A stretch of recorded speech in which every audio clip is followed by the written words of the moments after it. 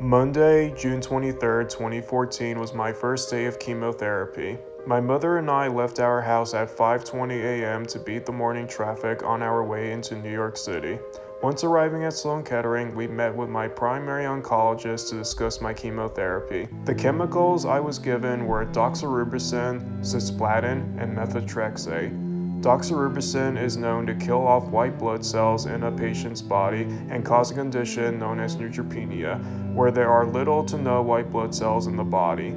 This condition causes a cancer patient to become more prone to infection that he or she cannot naturally fight off like a healthy person. Doxorubicin is also known to potentially weaken the heart and increase the risk of future cardiac issues. Cisplatin causes nausea and can possibly damage the bladder and urinary tract. Methotrexate is recognized for forming mouth sores and threatens to damage the kidneys.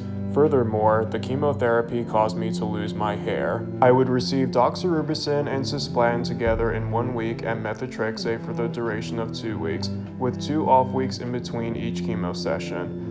During chemotherapy, I needed to urinate as much as possible to flush the chemo out so it would perform its task without creating harmful side effects. I needed to do so in a bottle so that the hospital would measure my urine intake to ensure that I was able to go to the bathroom.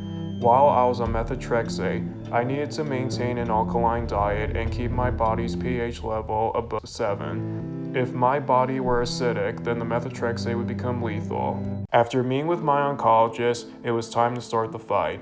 My mother and I walked over to the outpatient chemotherapy area and checked in at the desk there. We were assigned to my chemo bedroom where I met my primary outpatient nurse for the first time. I was her first patient ever at Sloan, as she had recently transferred there from a different hospital at the time. My nurse injected 2 IVs through a port, which was implanted into my chest during the biopsy. This was done as a previous precaution to the likelihood of a diagnosis, which I ended up getting with osteosarcoma. First, I was given hydration through the port IV, followed by medication to combat the chemo side effects, and then came my dose of chemotherapy.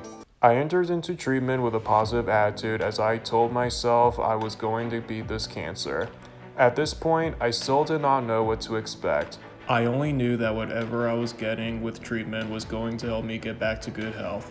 My first 10-week cycle of chemo came and went, which lasted for the entire summer of 2014. After the first couple sessions of cisplatin, I managed to keep the nausea to a minimum. This was thanks to maintaining a healthy diet throughout my entire chemotherapy treatment, along with keeping my bites of food and sips of water small. I also successfully managed to avoid getting mouth sores thanks to the use of liquid silver. The entire community rallied behind me as I commuted with my mother back and forth to the hospital every day between 5 and 5:30 in the morning. Numerous family friends brought over meals for when we came back home from treatment. Everyone who knew my family or I would also come over every weekend to show his or her support and even bring gifts they thought would benefit me.